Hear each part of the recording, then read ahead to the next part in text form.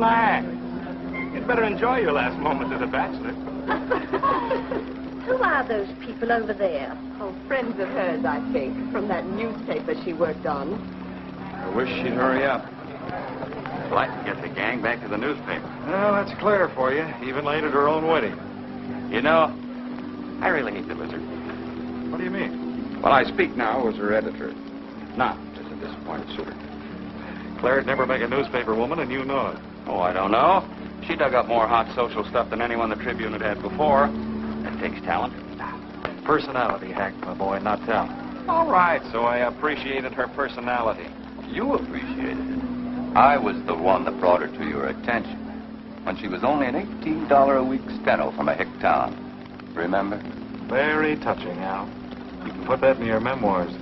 She's marrying Hanneman now. Listen to the frustrated lovers. You know, if either of you guys had made furnaces instead of small talk, you might be in Hanneman's shoes now. Have one of mine.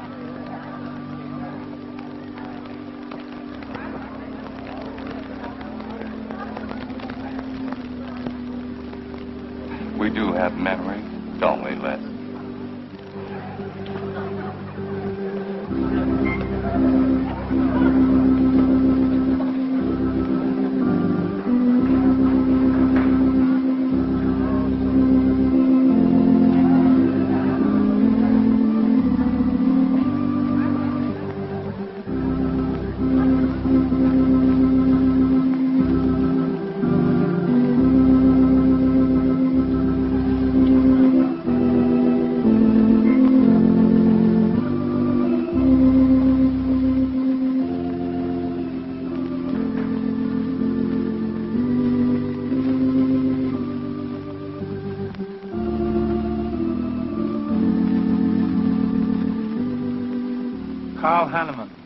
Wilt thou have this woman to be thy wedded wife, to live together according to God's ordinance in the holy estate of matrimony? I will. Claire Cummings, wilt thou have this man to be thy wedded husband, to live together according to God's ordinance in the holy estate of matrimony? I will. I now pronounce you man and wife. You may kiss the bride.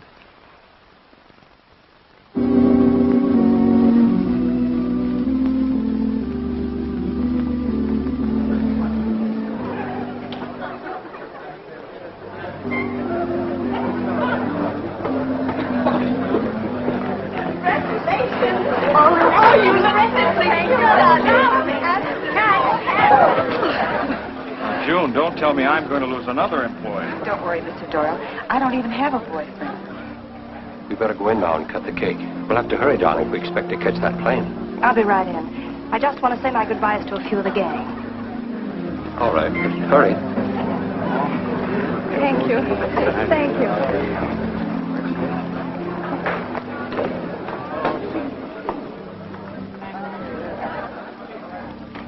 Guess who? Why did you come out here? Because I love you. Because you love me. Claire, you're crazy. Don't you know what those words meant in there? Let no man put asunder. No one can put us asunder, Les, you and me. Oh, I never could figure you out. Except that, well, you make everything add up to spell Claire, don't you? Now, darling. You're even getting a sadistic kick out of having me at your wedding. Me and the others. But there are no others. Only you. I'll think about you on my honeymoon. I'll write you. Miss me, Les. I know you're going to be very happy. I beg your pardon. Thank you. I'm ready with my cameras, Mr. Hanneman. I've been looking for Mrs. Hanneman. You haven't seen her, have you? I believe you'll find her on the terrace.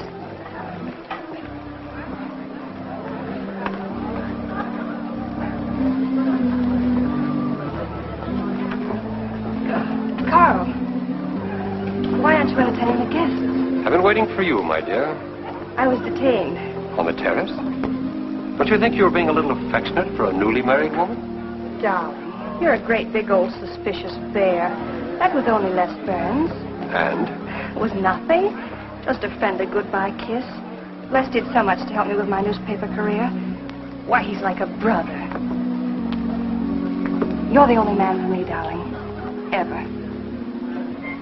They're waiting for us. Shall we cut the cake?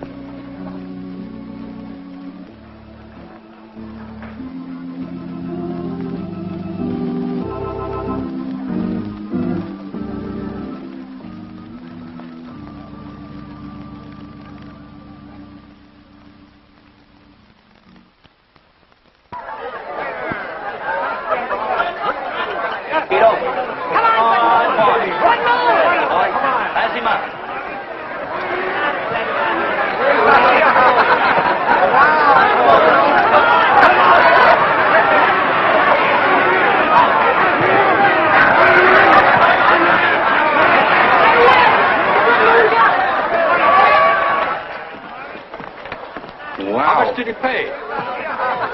$10.80. $10.80 for two. That's not bad. I win $540. Claire, you mean to say you bet $100 on that horse to win? Of course. In these places, you have to spend money to make money. You see now. I'll put $500 in the second race. High heels. Come on. Wait. That's being foolish. You're only out $100 if I do lose. It isn't the money. It's the principle of the thing. Principle? Carl, I don't understand you. With all you have. I've worked hard for what I have. Oh, I don't mean to be a tightwad. A little bet for fun is all right. But I have too much respect for money to throw it away on horses. Of course you're right. It was foolish of me to bet so much. Forgive me. Of course. Now, excuse me, I want to go cash these in.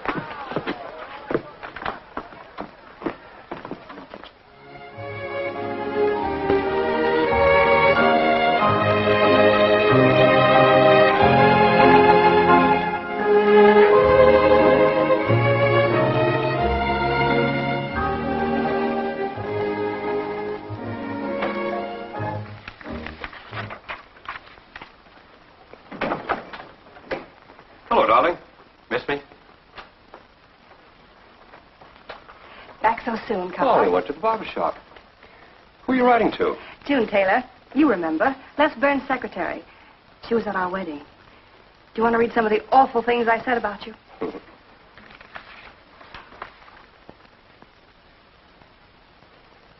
It's hard for me to believe that I'm so lucky as to have a woman like you in love with me. It's true, darling. Every word of it. I'm sorry, Claire.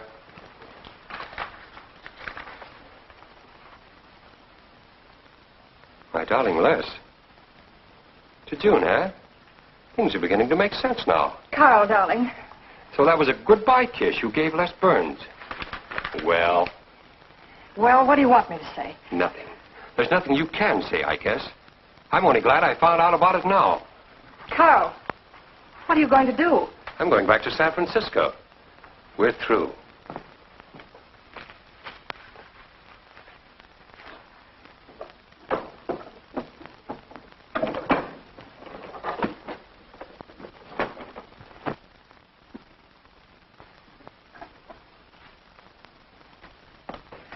But what am I going to do, Carl? I don't care what you do. But I have no money. Thanks to your great generosity. That was enough for the week's hotel bill. You've got that money from the racetrack. Live on that. You'll not get another cent from me. Oh, no. I wouldn't be too sure of that. I'm your wife, Carl. There are community property laws in this state. It won't be that easy. It'll be very easy when I show this letter to the judge. And I'm starting divorce proceedings in the morning. Oh, Carl, darling, let's talk this thing over. It's so silly. Get out of my way before I forget myself.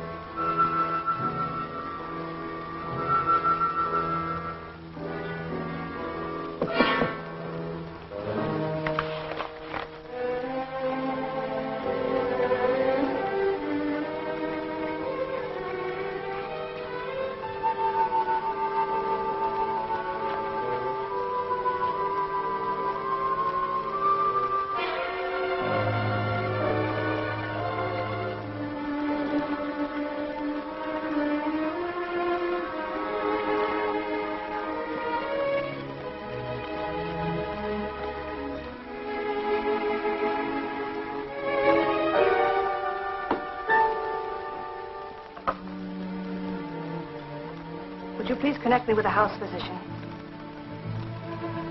Hello, Dr. Hastings? This is Mrs. Carl Hanneman, Bungalow 9. Could you please leave a prescription for some sleeping tablets for me at the drugstore? I'll be needing them right away. I'm turning in early. No, that won't be necessary. I'm going out for a bite to eat, and I'll pick them up later. Thank you.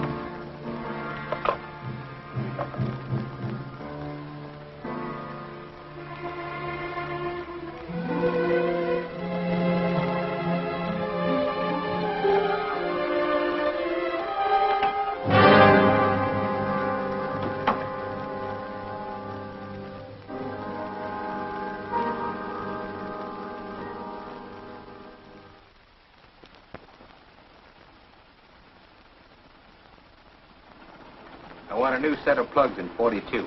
Okay, Blackie.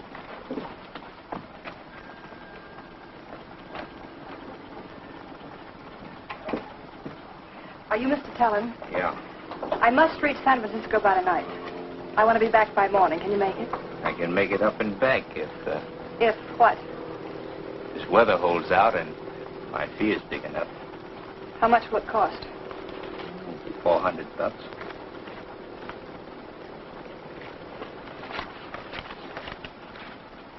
Why, 5? I said 4. I know you said 4. I never made this trip. You never saw me. Understand? Sure. I don't even want to know your name. I'm glad we understand each other. Perfectly. Now, if you wait over there, we'll be ready to leave in a few minutes. Hey, Jack, roll out 41 and let's warm it up. Right.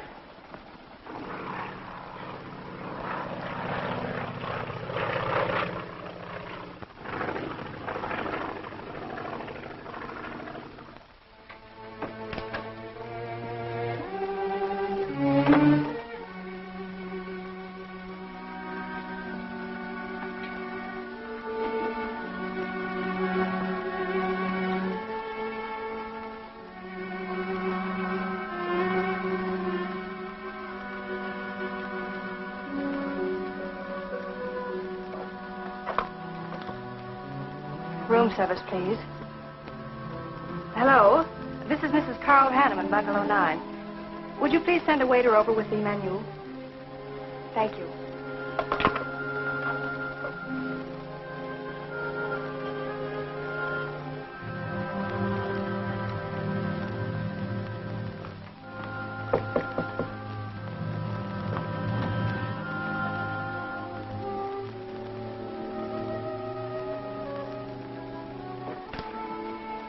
Good morning, Mrs. Hanneman. Good morning, Victor. Let me see. I think I'll take some orange juice and toast, coffee. That'll be all.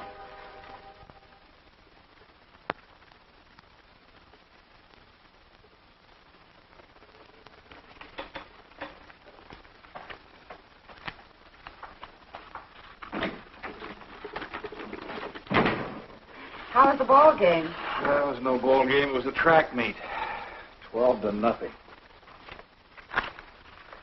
This all the mail today? Yes. By the way, I meant to ask you sooner, but I'm going to have a little dinner party tonight for a couple I know. You're invited if you're not doing anything. Well, sure. What's the occasion? They're going to be married soon.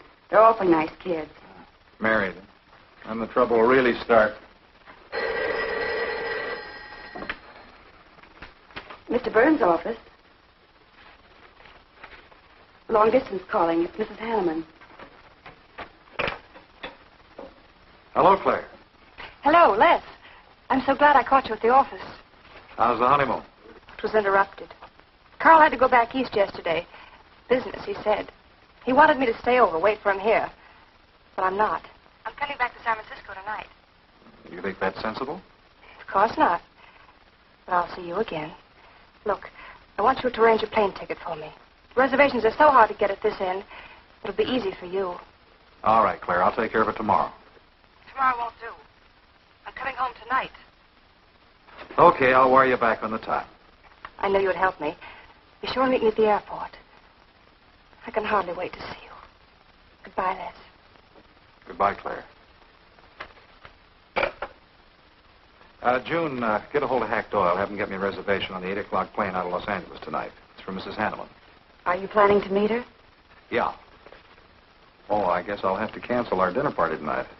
It doesn't matter. Apparently, Claire can get anything she wants out of anybody at any time. Can't she?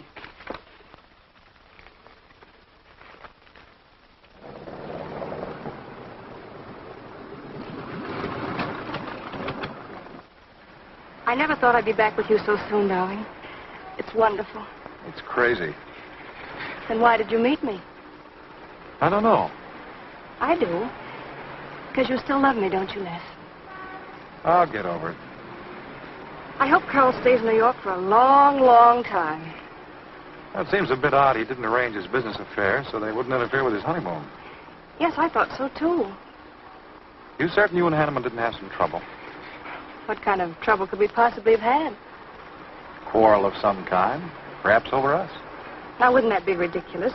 Giving him some reason to doubt me just so soon after we're married? What do you think they're doing now? You don't feel sorry for Carl, do you? No. No, I don't. But I should. Look, let's forget all about him. For a few days, anyway. Take me home, I'll change, and you can take me out to supper. Claire, I'd rather not go to the house. But I must freshen up, darling. I really must. You want me to be beautiful, don't you? Just for you? You are beautiful. See? There's nobody home.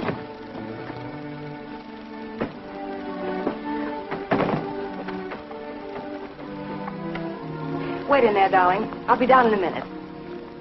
Come here. Oh, darling.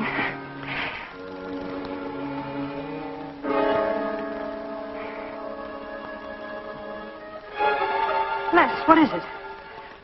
Stay here.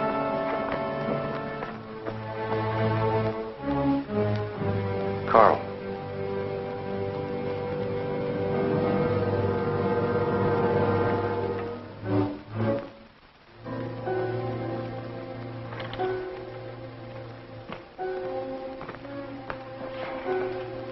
Suicide. But why? Oh, poor Carl. Claire, I thought you said he'd gone to New York. That's what he told me. I don't understand it. Why should he do such a terrible thing? You probably know as much about that as anyone. It's going to be one of the first things the police ask you. You can't stay here, darling. I'll take you over to Hack Doyle's. Where's your telephone?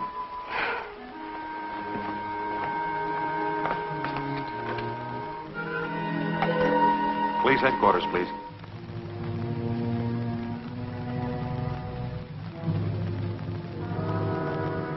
I thought of you and Hack right away, Mamie, and brought her over here. I hope you can put her up for tonight. Oh, of course. You can stay as long as you like, Claire. Thank you, Mimi. You're very kind.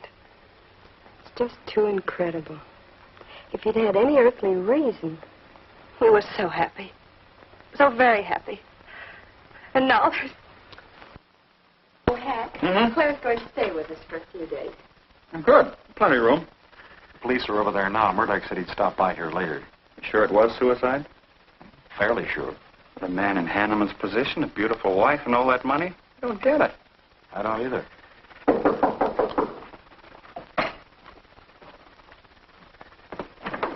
Oh, hello, Bill. Come on. How are you, Hank? Hello, Claire. Hello, Bill. Sorry this had to happen to you. Sit down, Captain. How about a cup of coffee? Thanks, Miss Doyle. I won't annoy you for long, Claire. Just a few questions. Routine. You know how it is. Of course. Les gave me most of the details over the phone.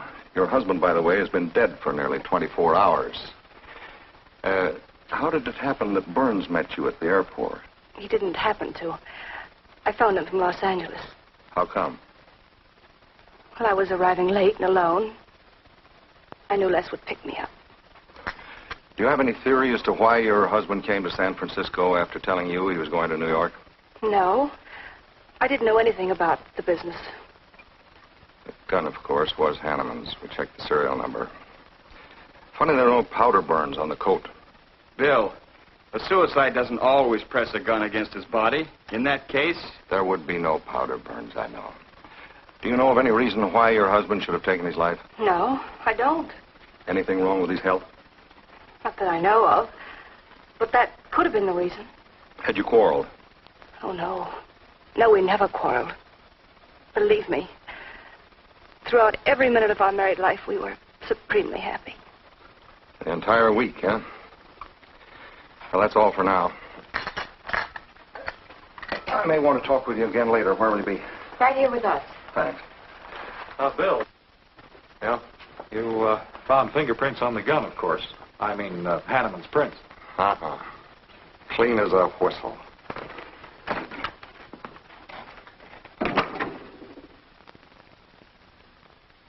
Certain Mr. Burns has the position you and Mrs. Hanneman found her husband? That's right.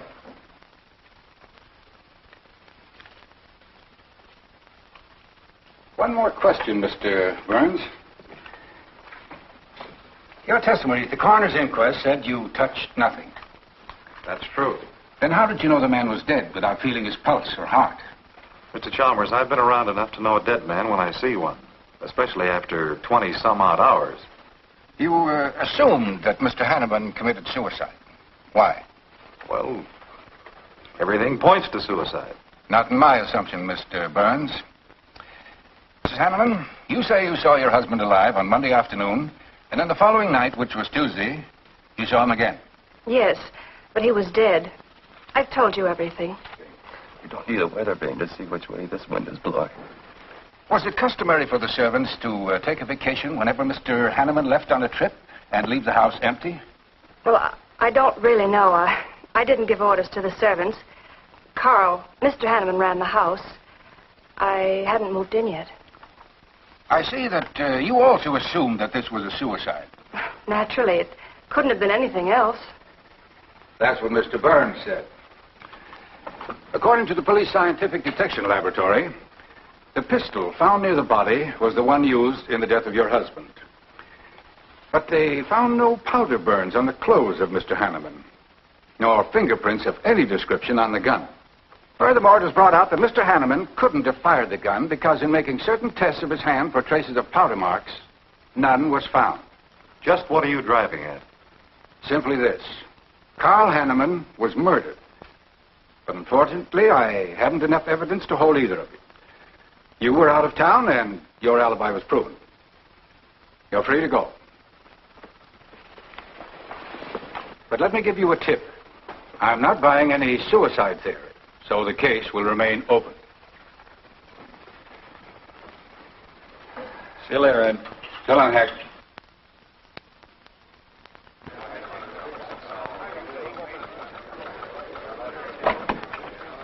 Good morning, Les.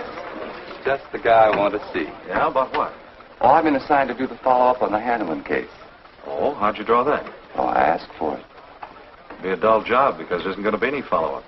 Just an ordinary suicide. Are you kidding? I never smelled an odor of fish so strong in my life. No fingerprints on the gun, and you call it suicide. So what? What makes you so sure? Can you give me a good reason for Hanneman killing himself? No, I can't. Perhaps he thought he had a good reason. And perhaps he didn't. So meanwhile, if I can dig up a plausible motive... Who asked you to dig up a motive, plausible or otherwise? I said, if I can dig up a motive, I'm willing to accept suicide. But if I can't, then it'll have to be murder. Still carrying the torch for Claire, Hyle? Not anymore. But somebody sure fixed it in a hurry for you to get Claire again. That's a nasty crack. So meanwhile, chum, walk a straight line. Or you'll have people thinking you took a shot at Hanneman. You got a lot of work to do, Al. You're so right, boss.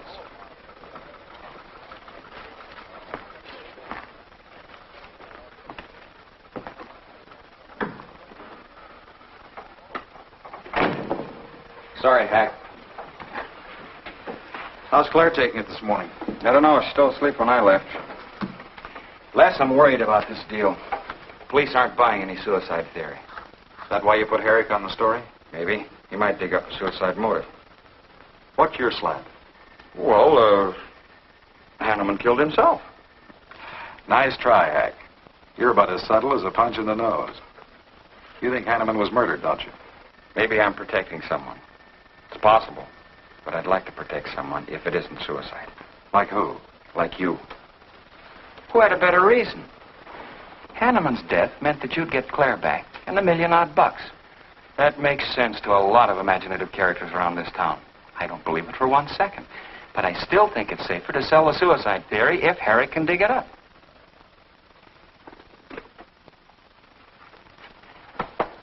Thanks, Hack. But I didn't do it. Yeah? Send him in. Well, they're on the job. Hello, Batson. What's on your mind? The DA would like to see you gents in the morning. Says it's important. About 10 o'clock. What do you want us for? Don't you know? Mrs. Hanneman's already got our invitation. See you tomorrow.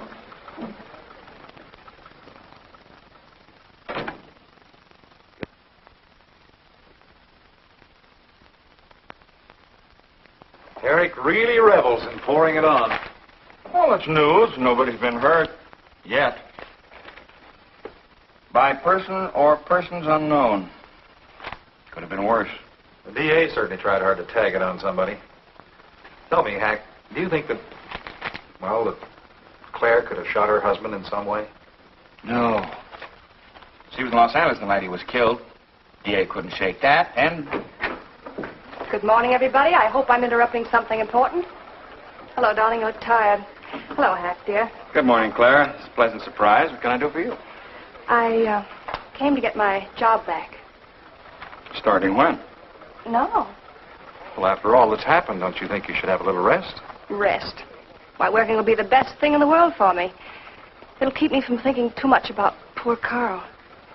After all, I must carry on. My life is still ahead of me. What's the real reason?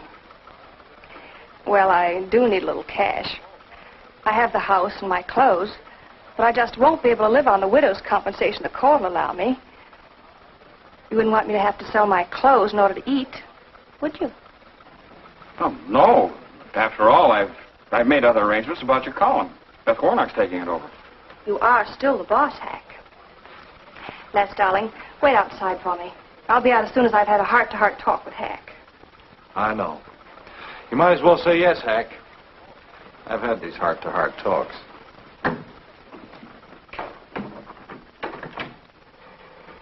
You will let me stay, won't you, Hack?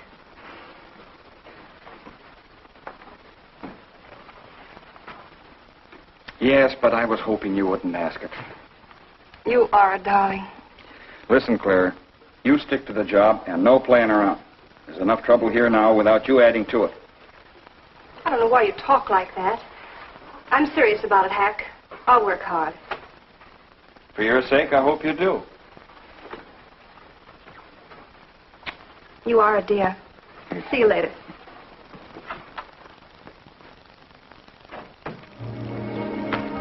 Well, see you later, Al. All right. Must be your friends. Yeah, old friends.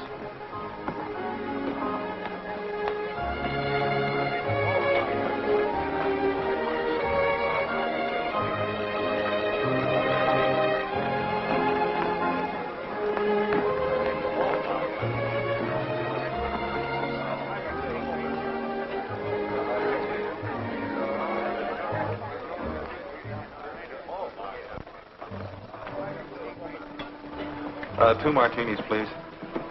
Chicken salad? Fine. Chicken salad for two. And coffee. Les, do you know a good lawyer? Yeah, why? Well, I need one to handle Carl's estate. What's the matter with Hanneman's regular lawyer? Ah, he's an old fuddy-duddy. I want someone whom I can trust to take care of my interests. Well, you might try Lawrence Carson. He specializes in probate work. Carson. Good. I'll call him tomorrow.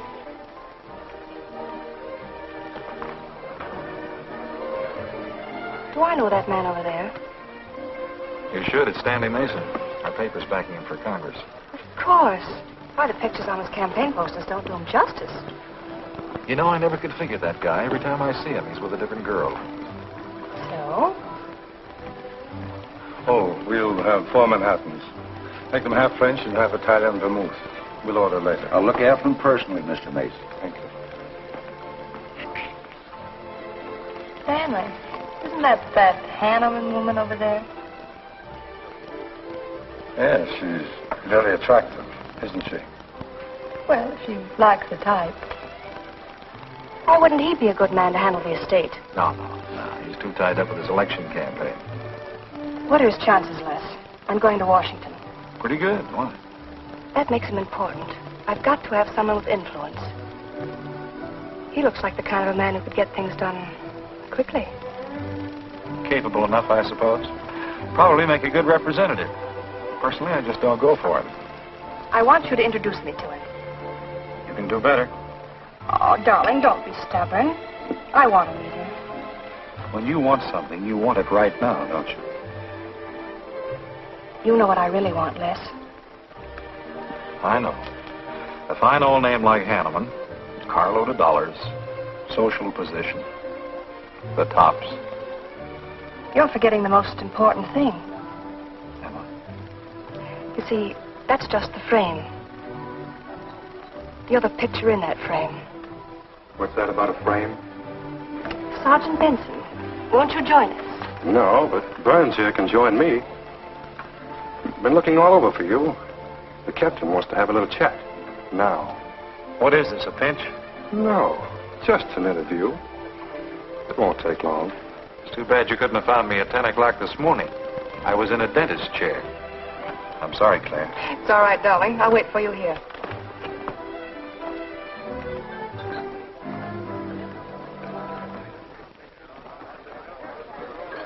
Violet.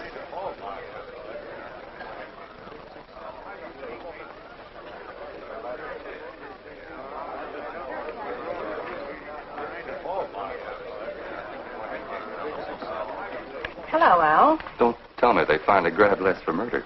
Wouldn't you like to hear me say yes? Yes. Well, don't stop the presses. Yet. You're the most composed dame I ever saw. I don't believe you give a hoot whether this case ever gets solved. Oh, but of course I do. Really. Say, Al, how well do you know Stanley Mason? Quite well. I've planted some of his propaganda. You can do me a favor.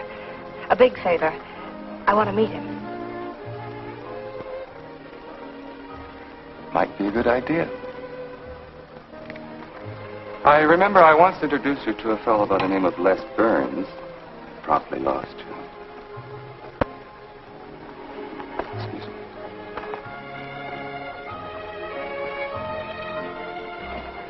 Stan, how are you? Well, hello, Al. Say, I have a young lady over here I'd like to meet you.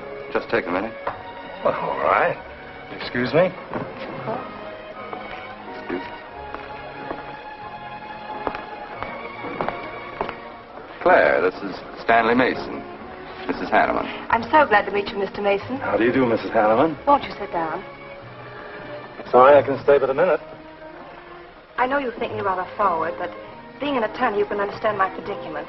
I'm desperately in need of someone to administer my late husband's affairs. I thought perhaps you could help me.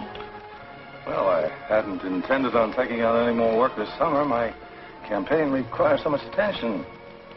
However, supposing you come to my office at, say, 4 o'clock, we can at least talk it over. Oh, thank you. I would appreciate it. Here's the address. So, until then...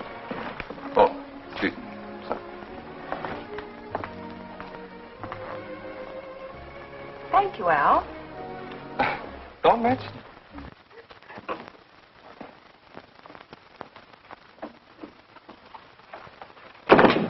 I found him, Cap. Right where I expected. With a grief-stricken widow.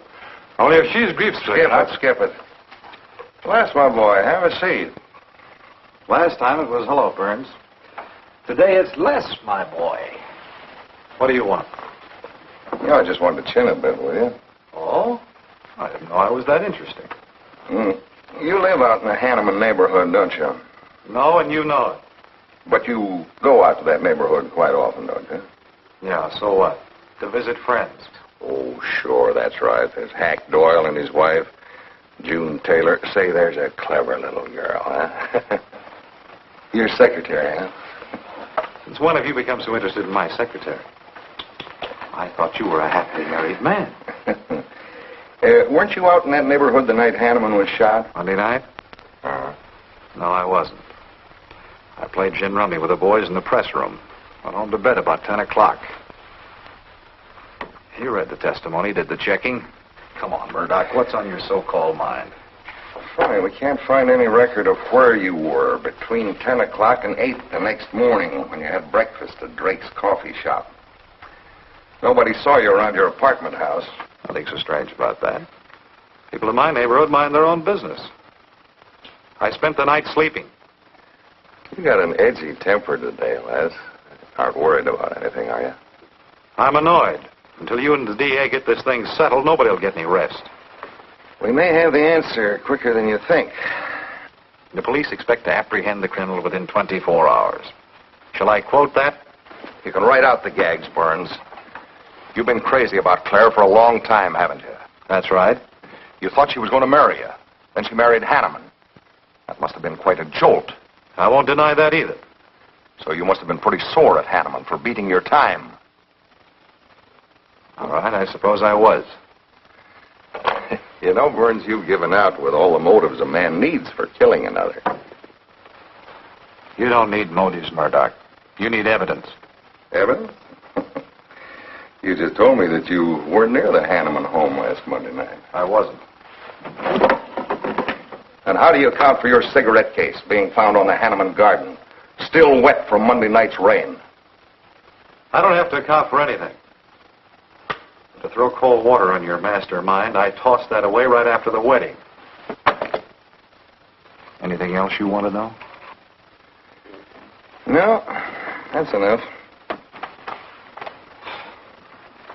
Next time, be more careful when you talk to the captain. Listen, Mr. Benson, if I've hurt the captain's feelings or yours, arrest me. And I can sue, and you'll be back writing tickets for jaywalkers.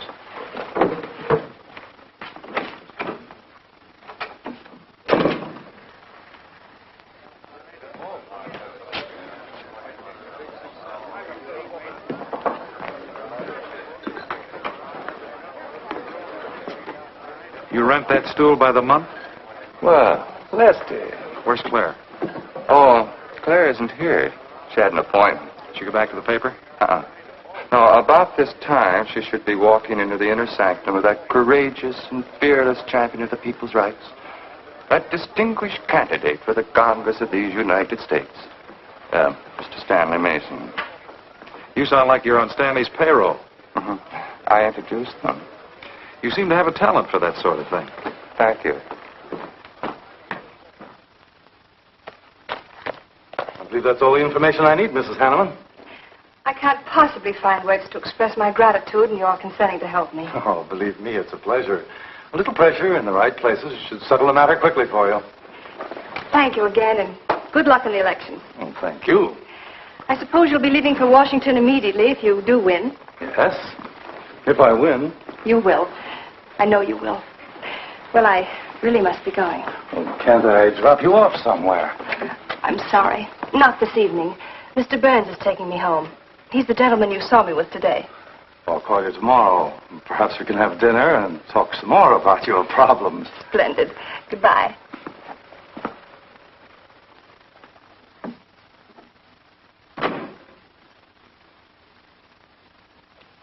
Look, Claire, don't you think you ought to stay over at Hackdale's a little longer? Might be unpleasant. Oh, don't be ridiculous. Come on. Oh, Roberts. Good evening. Good evening, Mrs. Hanneman. We weren't expecting you home. We've made no arrangements for dinner. I've had dinner. Please take my bags to my room, and you and Christine take the evening off. I shan't be needing you. Thank you. Oh, Mrs. Hanneman, I just wish to say on behalf of Christine and myself that we're pleased that you're home, and we'll do everything we can to make you happy. Why, thank you, Roberts.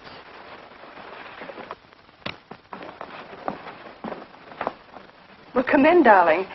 You aren't afraid of Carl's ghost, are you?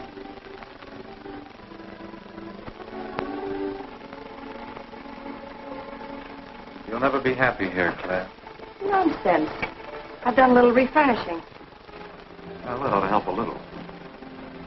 Les, what did Murdoch want with you? You had an idea I might have paid a visit here Monday night. You didn't, did you? Of course not. It also seems I had a motive to kill Carl. Well, of course you did. If you were that kind of a person. Murdoch's only fishing. Well, he knows I've been in love with you for a long time. I told him. You told him? Why not? It's true.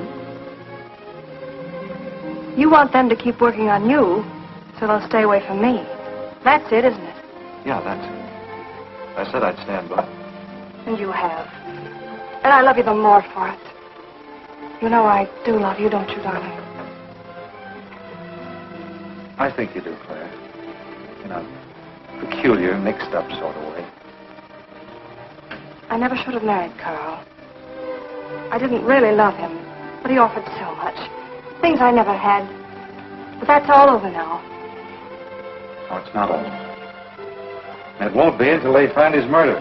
They will. And there'll be nothing to keep us apart again. Ever. Claire, if I could only sell myself on that. You've got to, Les. You've got to.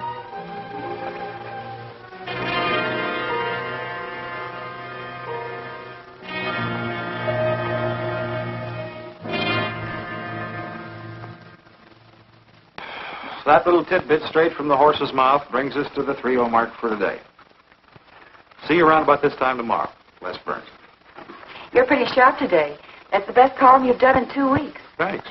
You say so, it must be all right. Hi, pal. Hello, Harry.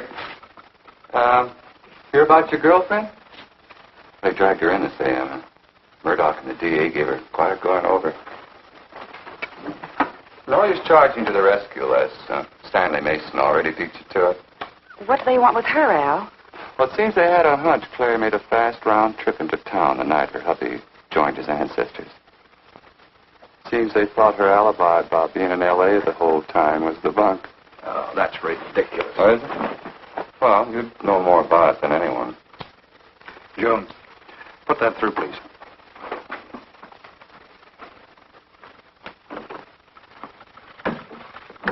Okay, Al. You're so much smarter than Murdoch. Spill it. Oh, I'm not saying I'm smarter, but I do know Claire better than he does. And I know you. Meaning what? Claire never lost any interest in you before, during, or after her marriage. And that doesn't prove it happened. With all that wampum at stake, this whole thing could have been planned weeks ago by both of you. I'm fed up with your dirty cracks. Now get out! Wait a minute. Look, Junior, one of these days I'm going to be too late and you're not going to have any teeth. Mm-hmm. You're so right, boss.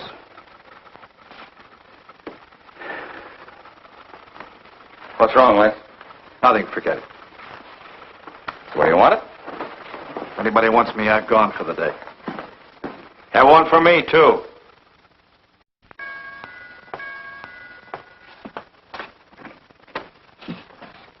Where's Miss Hanneman? I gotta see her. She in? Why, yes, but she's going out. This is important. What's the trouble, Les? Oh, I've been trying to find you all afternoon. You didn't go back to the paper. Where were you? I was with Mr. Mason. We were talking over the estate. Oh. Looks like you got some more talking to do. It's really only business, Les. Come in, but I can only see you for a moment.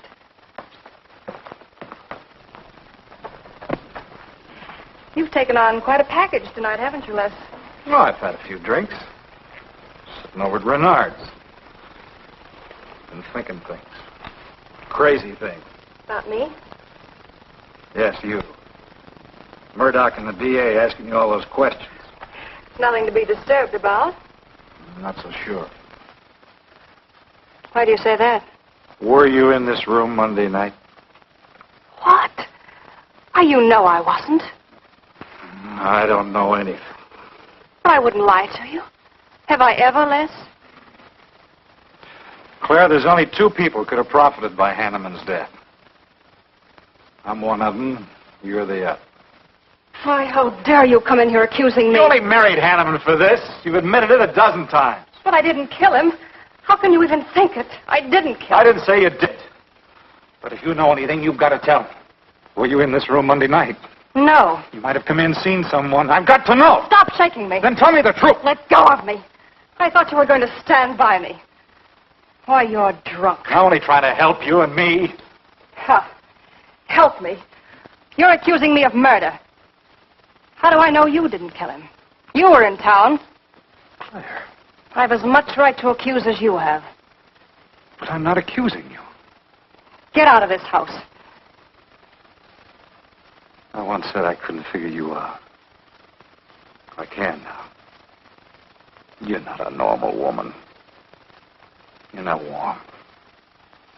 You're cold, like ice. Yeah, like ice. Blonde ice. Get out of here.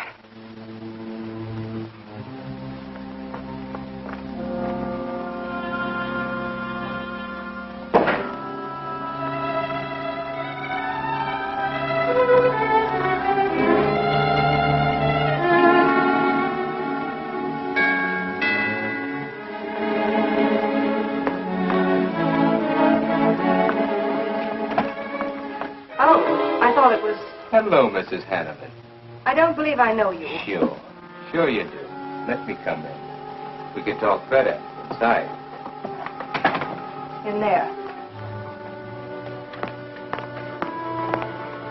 Now, what do you want? Well, I saw your picture in the paper, and I found out who you were. I figured we could make a deal. Deal? I was going to call on you last night, but you had company, and I had to see you alone. What kind of a deal? Seems that plane ride last Monday night returned big dividends. I paid you to forget me. I thought I could trust you. Sure you can trust me. But it's hard to forget murder for any $100. Why, you dirty double... I don't like that word.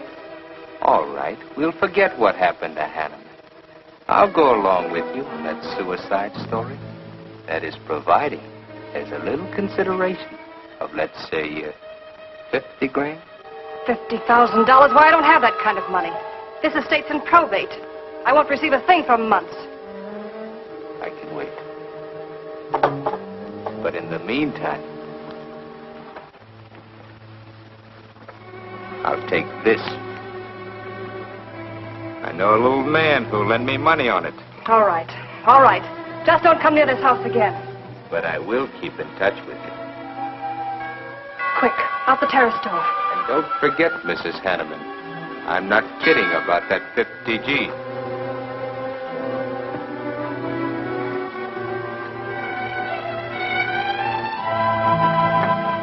I'll get it, Roberts. Yes, ma'am. Stanley, darling. Thank you.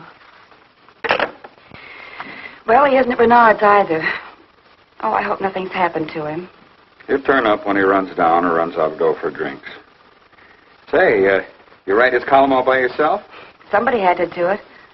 I hope it's fit to print. It's good. Nice of you to cover for him, too. Do you really think he's all right? Sure. I'll find him later. Don't worry about Les. He's probably getting more poison out of his system than he is into it. I hope.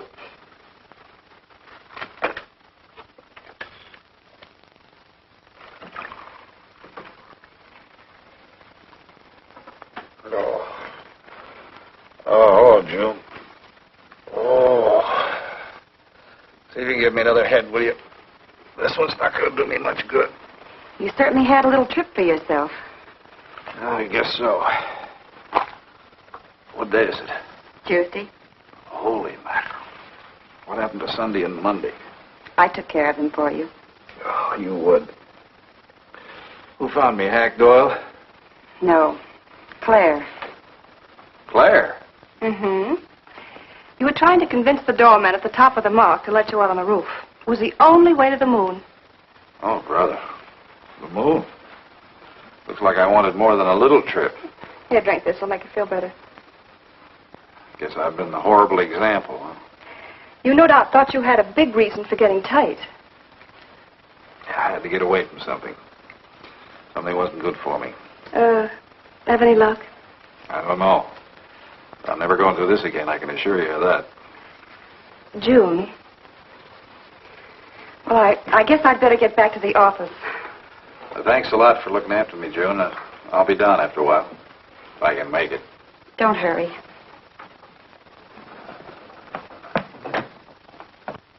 Les, I wonder which hangover you'll recover from first.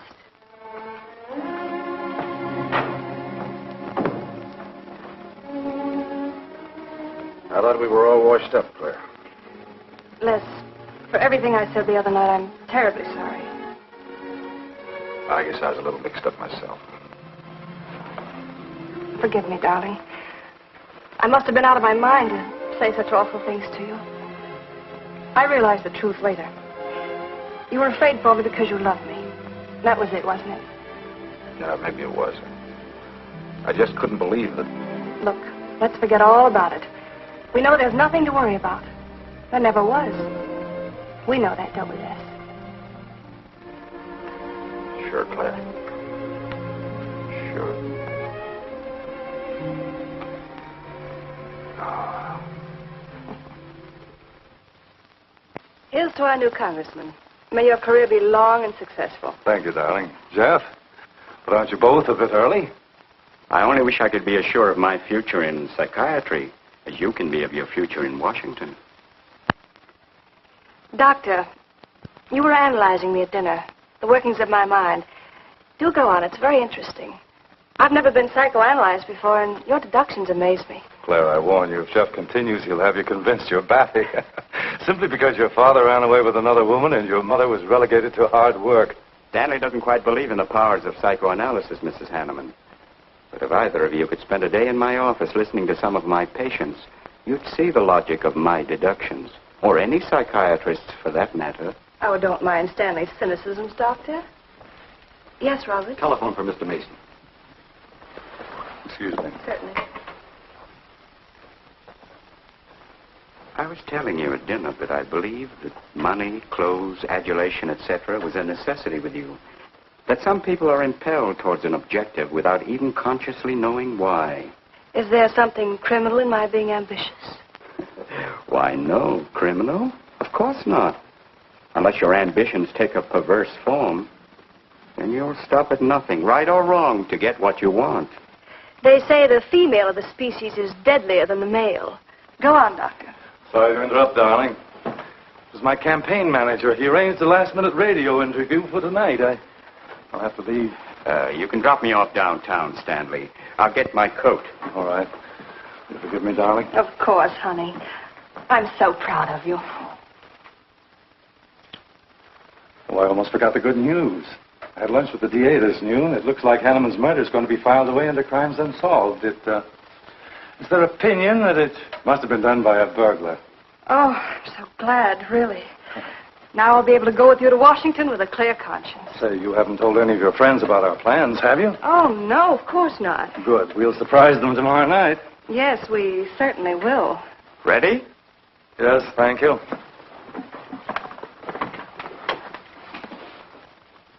Good night, Claire. Good night. Mrs. Hanneman, please don't take my mental probing too seriously. You're a very charming hostess. So don't worry. I never worry. Good night. Good night.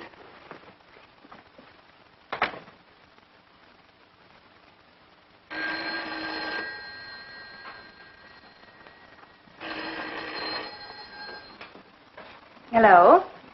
Yes, this is Mrs. Hanneman. That's all right, Roberts. I'll take it. Hello? Who? How dare you call me here? I had to. I'm in a jam. I need some dough, and you've got to help me. The estate isn't settled yet. I told you I don't have any money. Don't give me that. You're a smart girl, and if you haven't got it, you know where you can find it. I need at least a couple of grand now and tonight, or else I go to the cops. I got nothing to lose. I have about $700 cash in my jewelry. All right, bring it along. Meet me at the end of the Oak Valley Road. Be there in 20 minutes.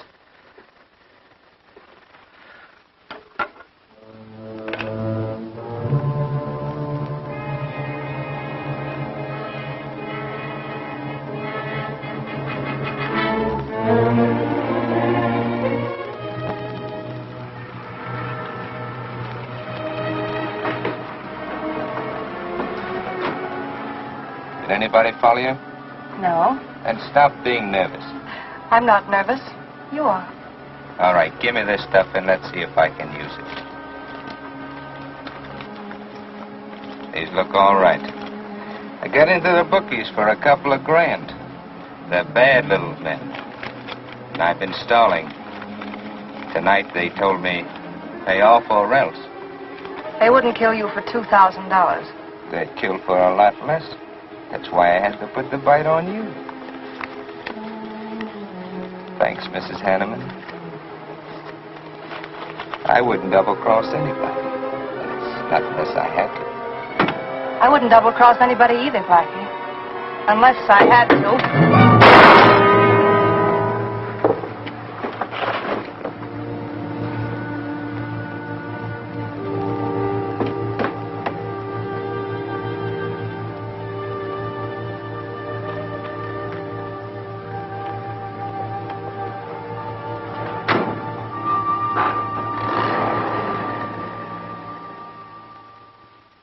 First returns have been received from the 12th precinct.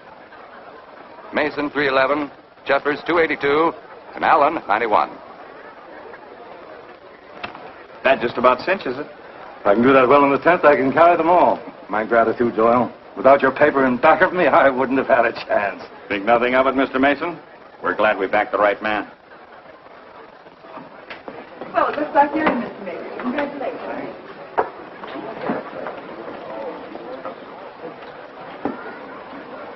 Seen Les and Claire yet tonight? No, I guess she's waiting to make her grand entrance. It's about 100 times you've asked for them, huh? What gives? Nothing?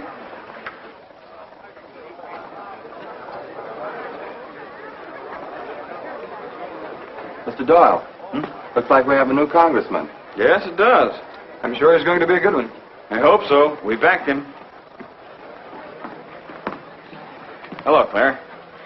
Hi, Les. Hi, Hank. Oh, good evening, Claire. You look stunning, as usual. Thank you, Stanley. Oh, hello, Les. Thanks for being Claire for me. Lead in the 18th precinct, which have just Big finished. night, huh? In third place is Jeffers with 162, Allen with 142, and Mason 300 even. That's how big it is. Come on, Claire. I want you to meet some folks. You'll find drinks in there. Look, Les, there's something on my mind. I want to tell you about it. You better have a drink first. Sure.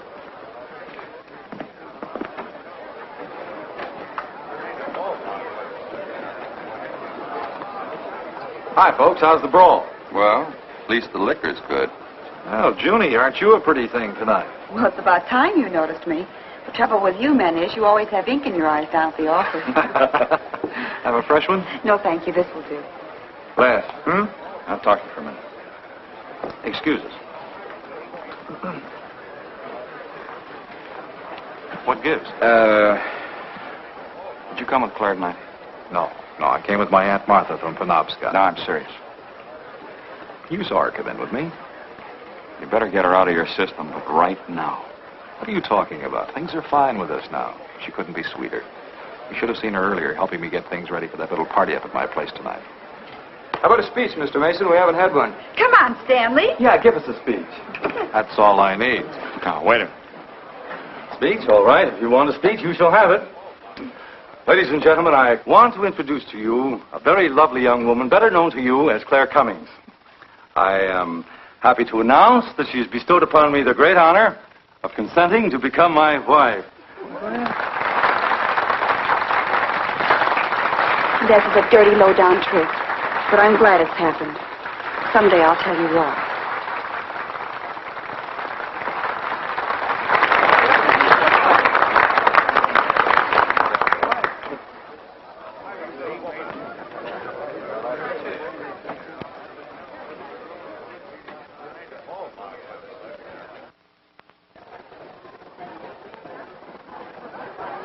All the Thank rest you, in the world, my dear. That was quite a speech you made, Stanley. Surprised, Jeffrey? Aren't you going to congratulate us, Doctor? It's customary. Hate to take you away at this moment, Stanley, but there's something I must talk to you about. It's important. But of course, Jeffrey. Will you excuse us? I know you'll enjoy living in Washington. When do you plan to have the wedding?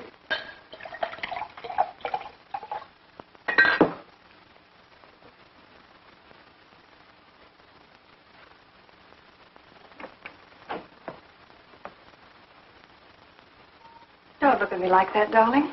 And what are you doing here? I wanted to see you alone. Sure, not a husband in sight. Dead or alive. I didn't have a chance to explain.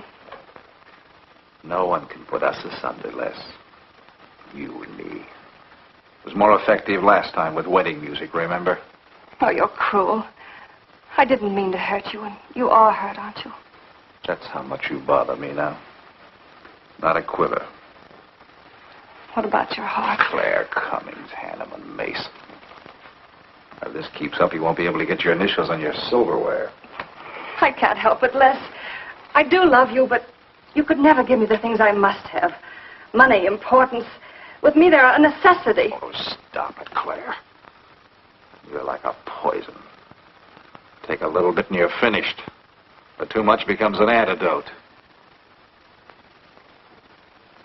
All right, darling. But if we've really come to the end...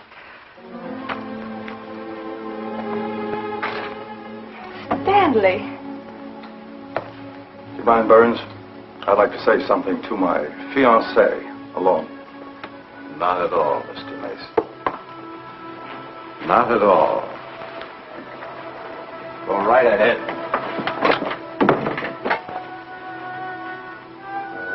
The congratulations are hardly over before I find you in the arms of your old sweetheart. That was a stupid remark. I had to say something to him, didn't I? So you didn't tell him earlier. You said you were going to? Well, I couldn't find the words. Is that why you're angry? Oh, darling, let's not quarrel. We can do that after we're married. There isn't going to be any marriage. What are you saying? I'm afraid we've made a mistake. You can't mean that. What'll my friends think? I couldn't stand the humiliation. Oh, you'll get over it quickly enough, as quickly as you did your other marriage. Why are you talking this way? What did that phony doctor tell you? That's not important. We've made a mistake. Now let's forget it, shall we? But you can't throw me over. I've looked forward. I've planned. You're taking me to Washington with you. Away from these people, these memories. I've got to go with you, Stanley. No, I'm sorry. It's final. You ought to see a doctor, Claire. A doctor like Jeff. I'll look for you at the party after he talked to me. I merely wanted to ask you something. Doyle told me where I'd find you, but I didn't believe him either. But finding you here proves many things. You're not well, Claire. All right. I didn't mean to crack up. At least we could have a farewell drink together. No hard feelings, really. Why don't you fix some for us? I must say you're being regular about it.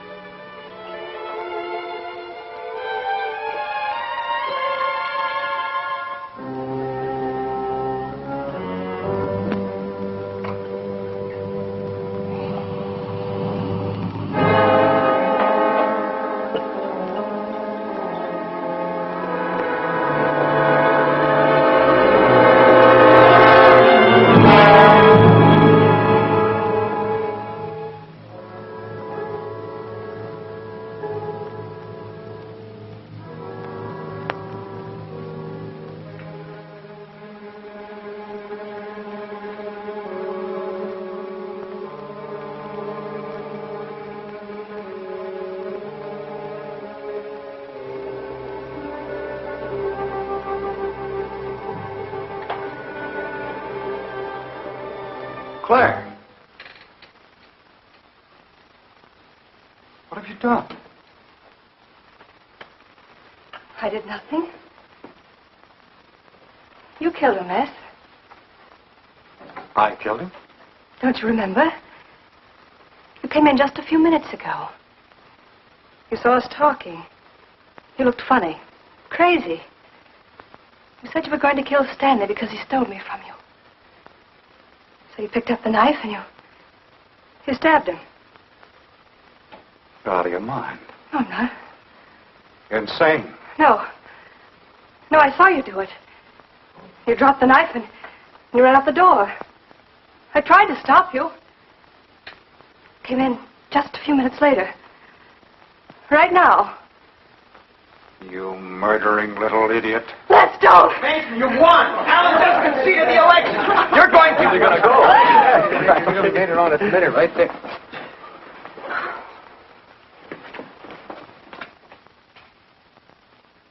So you see, Doctor, the evidence is really stacked against Les Burns. I and the others feel that he's absolutely innocent. Now, I asked you down here to see if there wasn't something you could do to help us prove Les is innocent and Claire's guilt. Because just as sure as my name is Hack Doyle, she's framed him. I agree with you 100%. I am positive that Mrs. Hanneman killed Stanley. But because of her testimony and finding the knife in Les's hand when you arrived at the scene, the police could come to only one conclusion. Surely there's something you can do to help him. He's innocent. I know he is. Look, you were once connected with a big city police department. Then you must have run across cases of this sort. I know now that Claire Cummings is a nut if I ever saw one. Yes, you're right, Mr. Herrick. I'll at least have a try at it. I'm just as interested in finding Stanley's murderer as you are in proving Mr. Burns' innocence. Now, I have a plan that might break her down.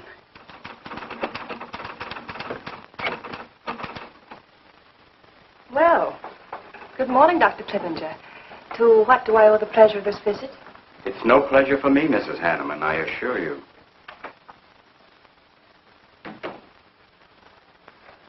I just came to ask one question.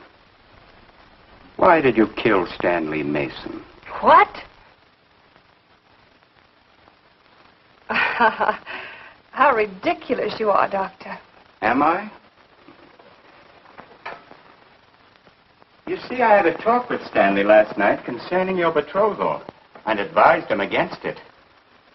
It's safe to assume that when he came to tell you there wouldn't be any marriage, you killed him in a fit of anger and then concocted a story to implicate Mr. Burns.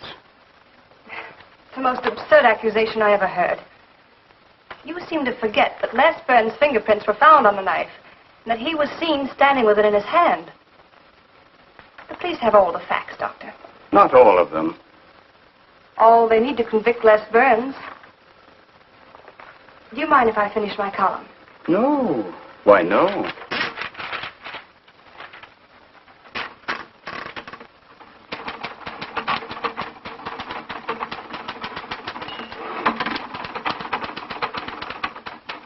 I suppose you'll tell the police I killed Stanley and give them that fantastic story to back up your accusations. It won't sound so fantastic to them, Mrs. Hanneman. I discovered one or two other flaws in your story. They'll laugh at you. It's insane. Absurd. Oh, you're wrong. You see, I've spent my life delving into distorted minds like yours. I worked for the police for many years as a consulting psychiatrist. You sound more like a hypnotist. And I'm quite fed up with your insane theories. Now, Doctor. Looking for something, Hank? Police are on their way. Police? What for?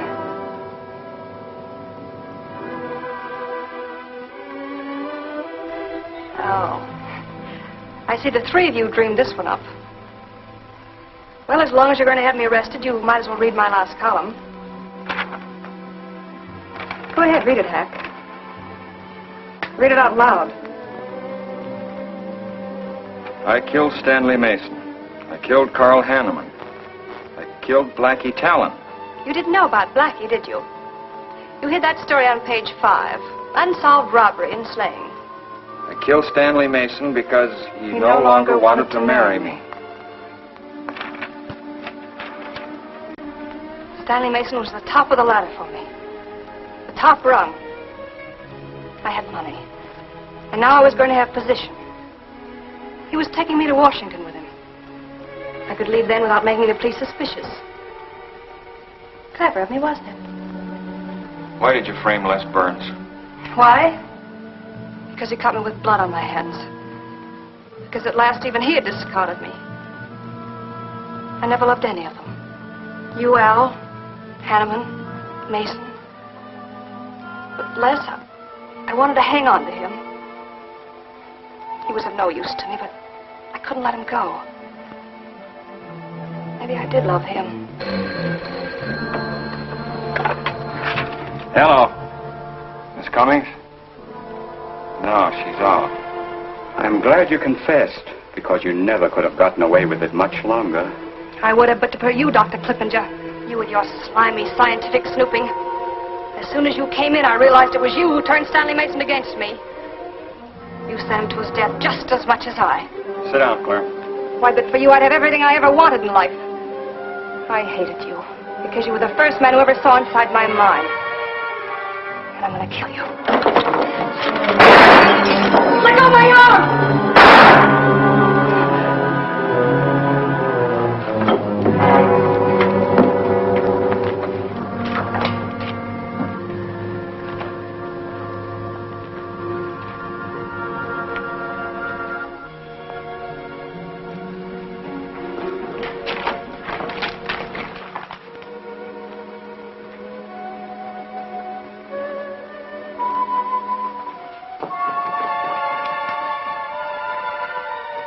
little late, Murdoch. Well, it was probably better this way. I can scarcely believe it. A woman as beautiful as that. You didn't know her very well.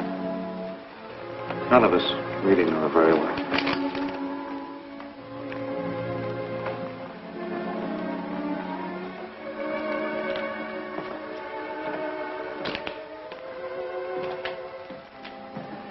She wasn't even a good newspaper woman.